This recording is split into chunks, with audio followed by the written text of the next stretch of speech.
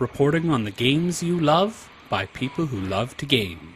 The MMO Reporter Network. Hello, everybody, and welcome to the latest episode of First Report. I am here with Mr. Harry Hall. Hello, Harry. Hey there. And we are going to talk about Guild of Dungeoneering. Now, this is a game that I first heard about, didn't know anything about it, from our PAX South coverage. When Ben and Celeste were at PAX South, they talked to the people who make the game, and then from that moment on, I really loved the concept, this idea of a card game dungeon crawler. Is that how you would describe it, Harry? Because it's really hard to pin down what it is. Yeah, but that's the fun part of it. It's basically you're playing on a piece of graph paper, and you have a set of cards, and by playing cards, the graph paper gets filled in with drawings that will expand either your guild or the dungeon that you are exploring.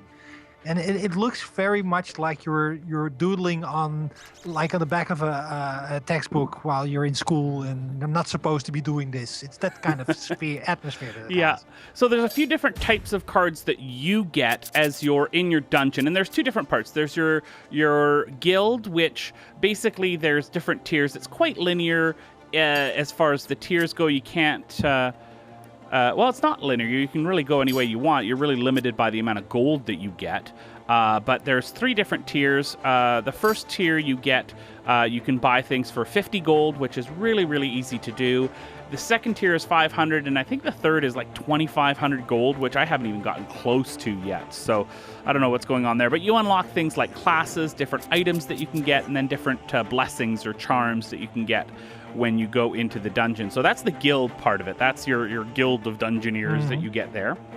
And then there's the dungeon itself, which when you get cards each turn, you get either room cards, monster cards, or treasure cards. And the room cards have to sort of line up with each other. They're like tiles. They have to line up with everything else. There's the gold and there's the monsters. Now, here's the thing. How long did it take you, Harry, to figure out that you didn't control the Dungeoneer? It didn't take me that long because the one thing that the game is excellent at is at kind of poking fun at you with little hints, and we're going to talk about the music later on, I'm sure.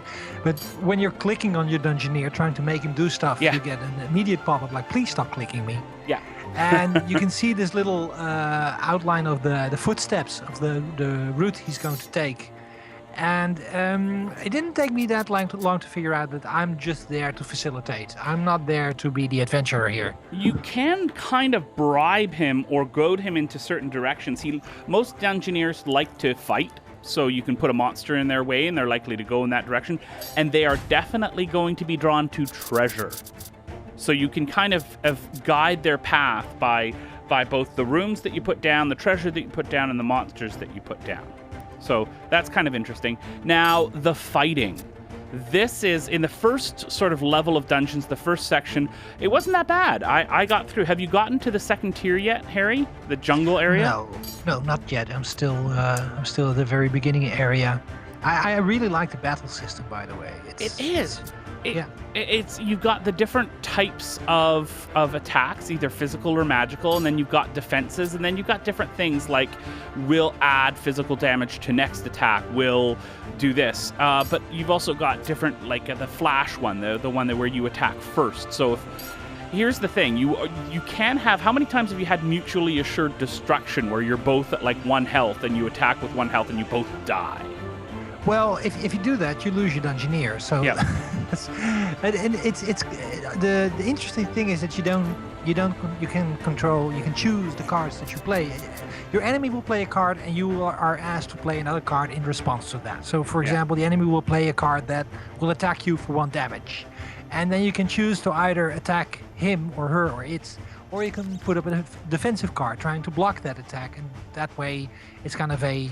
Yeah. It's not rock, paper, scissors, but it's very like stimulus response. And you don't have control over the cards that are on your hands. And there it's more like Hearthstone in a way, that what you have on your hand is beyond your control. But what you have, you can use in the best of your tactical decisions. Yeah, and it's interesting in that it kind of gets to be like a puzzle, because most of the time you can see what card your opponent has played, the monster has played. It's a single player game, so it's not another opponent.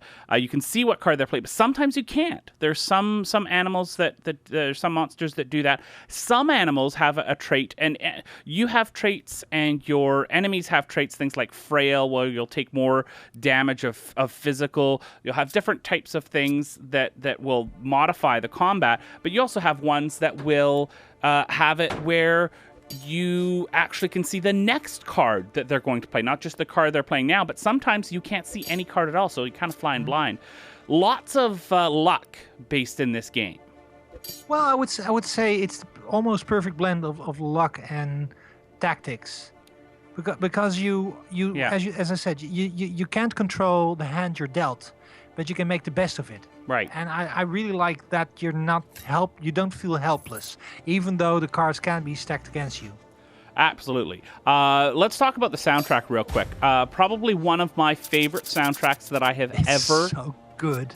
And not just the jokey stuff. There's a sort of narrator singer guy who's really quite awesome. But there's also some tracks. There's this one that's like an oboe track that gets stuck in my brain. Do, do, do, do. And the soundtrack is absolutely extraordinary. I was really, really shocked, because a lot of times with these smaller games, you have soundtracks that are very simplistic, really heavy MIDI, orchestral, boring stuff. This is far from that. This is all personality. Yeah, and that's.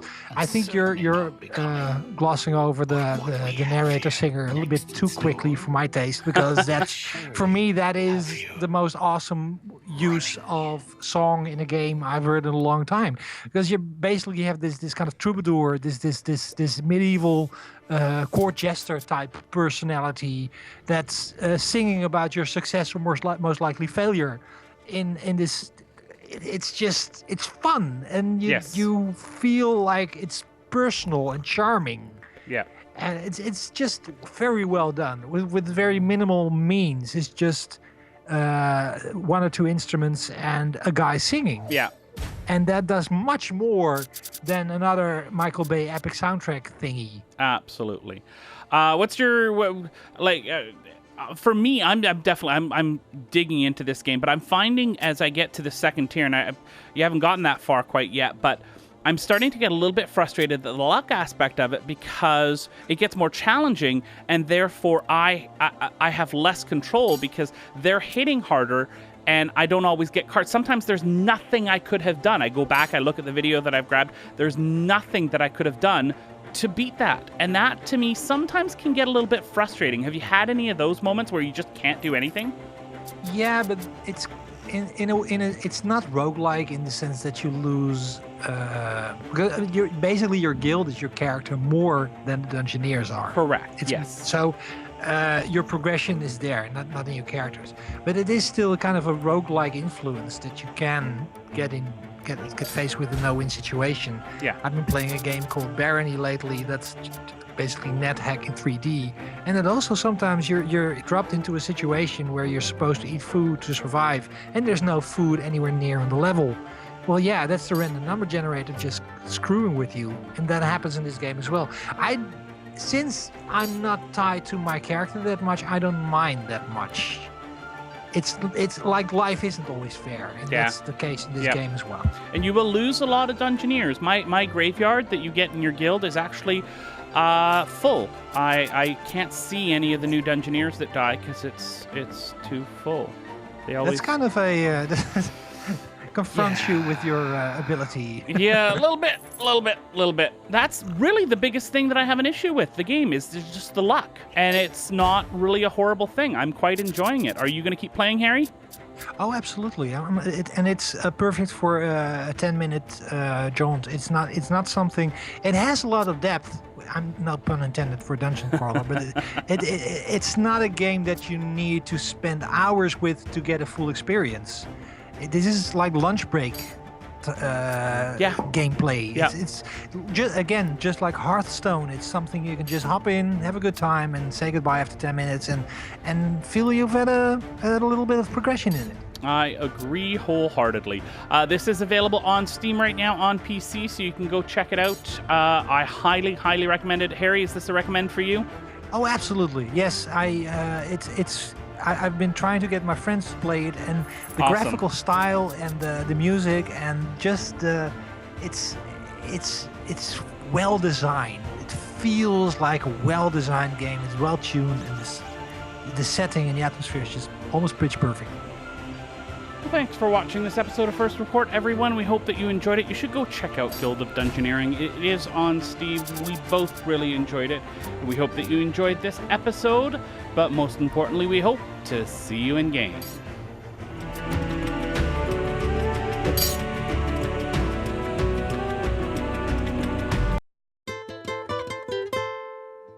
Come gather round and listen now to our hero's epic tale.